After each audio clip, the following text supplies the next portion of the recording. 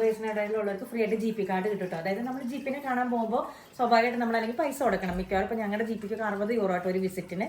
അപ്പോൾ അത് നമുക്ക് ഫ്രീ ആയിട്ട് കിട്ടും. നമുക്കറിയാം അണ്ടർ 8 കുട്ടികൾക്ക് നമുക്ക് അല്ലാതെ തന്നെ ഫ്രീ GP കാർഡ് ഉണ്ട്.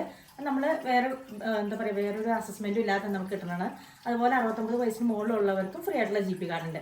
അപ്പോൾ 8-നും 69 വയസ്സിന് ഇടയിലുള്ളവരാണ്, നിങ്ങൾ മാരീഡ് ആണ്, 2 കുട്ടികളുണ്ടെങ്കിൽ മിക്കവാറും എല്ലാവർക്കും ഇപ്പോൾ 2 പേരും വർക്കിംഗ് പ്രൊഫഷണൽസ് ആണ്, അത്യാവശ്യം സാലറി ഉള്ളതാണെങ്കിൽ പോലും നമ്മൾ അതിന് എലിജിബിൾ ആണ്.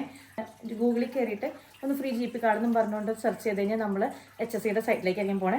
അപ്പോൾ അതിനകത്ത് കണ്ടില്ലേ ജനറൽ GP വിസിറ്റ് കാർഡ് എന്നുള്ള ഓപ്ഷൻ കണ്ടോ, read more and apply online for the general GP visit card. അതെടുത്തു കഴിഞ്ഞാൽ പിന്നെ നമ്മളെ അവരെന്നെ ഗൈഡ് ചെയ്യും കേട്ടോ.